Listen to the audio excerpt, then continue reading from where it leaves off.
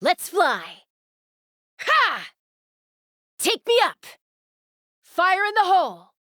Hold on to your hats. Knock 'em down. Dividing the loot is often a cause of conflict, but luckily for you, I don't really need this stuff. Mora makes a lot of problems go away, so you can never have too much Mora, huh? Ooh, shiny. It's so pretty. A worthy fight. Now I'm all warmed up. You want crazy? I'll show you crazy. Hey, no dying. Get behind me. Mama, bird, couldn't transcend. I'm falling. This is about to get messy. Again! All right, whose wings need clipping? The breeze is restless today. Chamber full and ready to roll. Chasca, Flower Feather Clan. Any disputes you need me to end for you? Depending on the situation, it could cost you a little dignity, a few drinks, or potentially a round of ammo. When you lose your way, gaining some altitude can bring some perspective. I'd have lost myself long ago if I allowed myself to be led by the whispers of the abyss. Surviving is tough, but taming the beast within is tougher. I'm a little out of practice these days.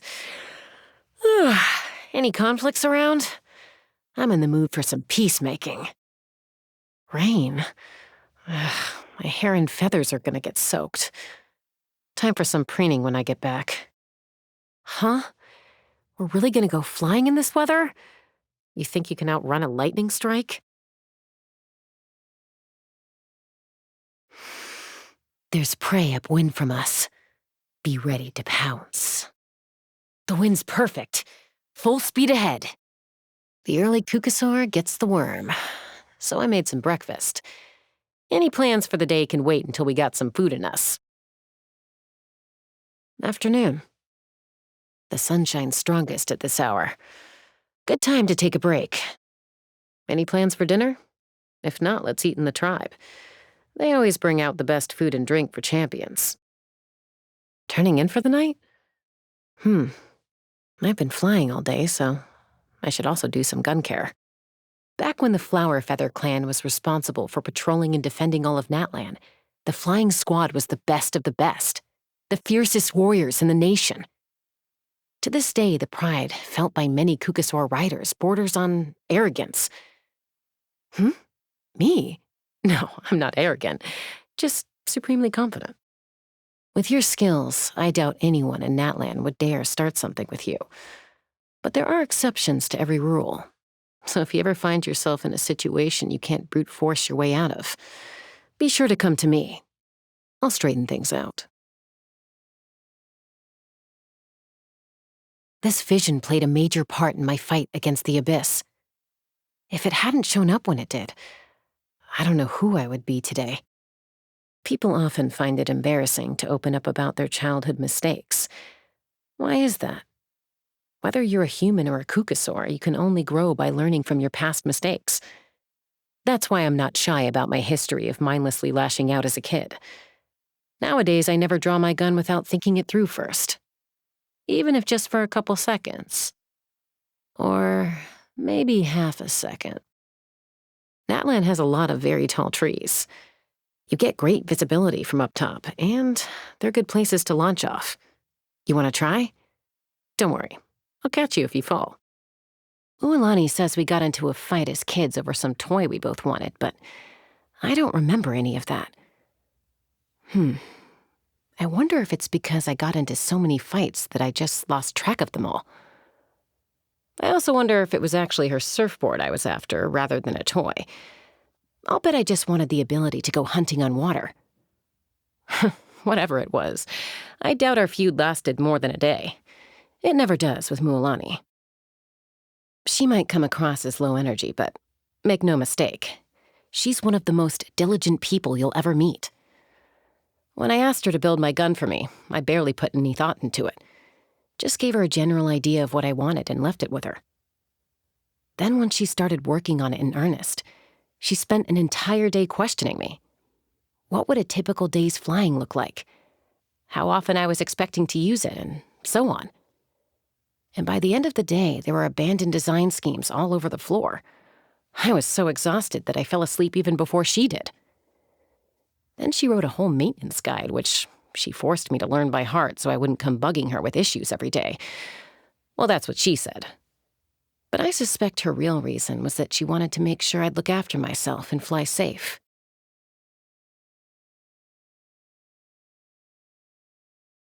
Some people compare me to the Pyro Archon because of my track record on the pilgrimage. It's a meaningless comparison. If the pilgrimage was a tree, and I was a vulture on the highest branch, then the Pyro Archon would be the sun in the sky. The stronger you get, the more you appreciate the sheer size of the gulf between you and her. I just won a few championships. She's the champion of an entire era.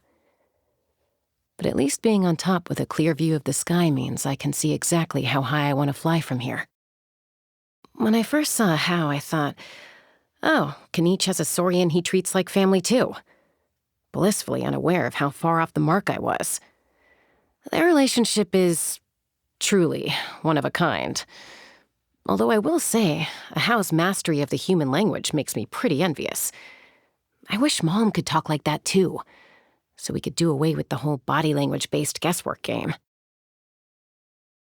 My dad told me that when I was little, they gathered all of the most learned elders in Natlan and asked them to come up with a plan for managing my abyss condition. They all disagreed on the best approach, and it turned into a drawn-out debate. At some point, Seat Lolly quietly left the room, and they were all too busy arguing to notice. When she got back, she put some food and wine down in front of her, ignored everyone, and just started eating. The table suddenly went very quiet. Just by looking at her, you'd never know how much seniority and experience she has. I've always felt that training oneself and training others are two very different skill sets. Very few people have them both, but Iansan has them in spades.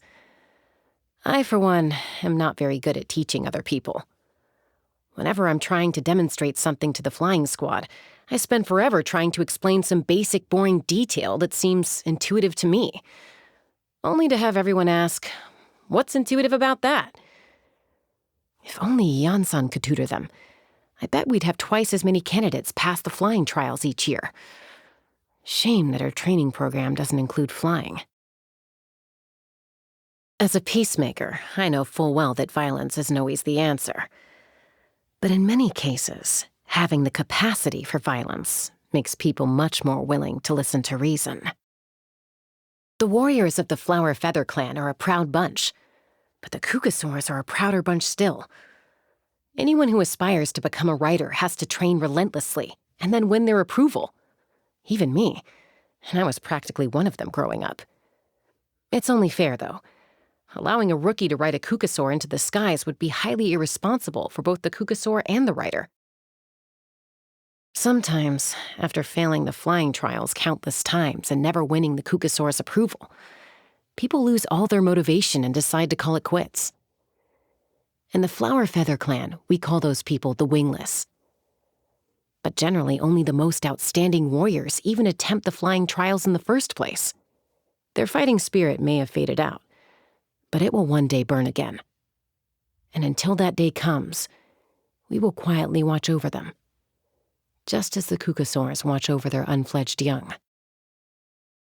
Starting fights is more trouble than it's worth. Gets you into too much trouble.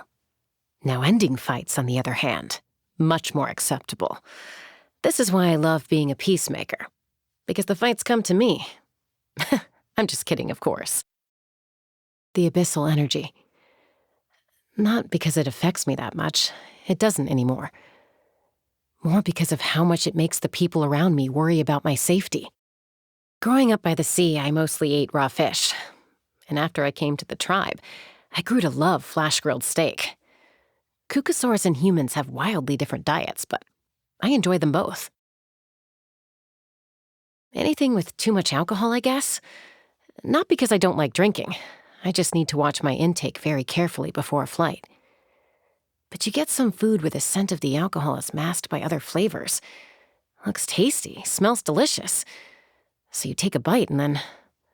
Uh-oh, it's a trap. I'm telling you, this dish plus a nice wine would increase the chances of mediation success by 30%. There's nothing quite like some good food and wine to put people in a good mood. This is, pretty good. Thanks. Was this meant for the Kukasaurs? Sorry, this isn't the kind of thing that they go for. Here, take this gun. It's loaded with 6 rounds, including an extra special one. Find an open space and try it out. Or better yet, fly up into the sky and do it there. Ooh, you got the special round on the first try, huh? Luck's on your side today. That was a whistling birthday firework. I made it myself. What are the other 5 rounds? More fireworks, of course. But they're the trial runs I made before the one you just fired off. The color's different, and they're not perfect. Next year I'll do my best to make a full 6 top-quality rounds for you. Huh. Is that a new bullet in the chamber? Need me to mediate anything? Tribal trouble? Or an all-out war, maybe? There's an urge to fight that runs in my veins. But now, I know how to put it to good use.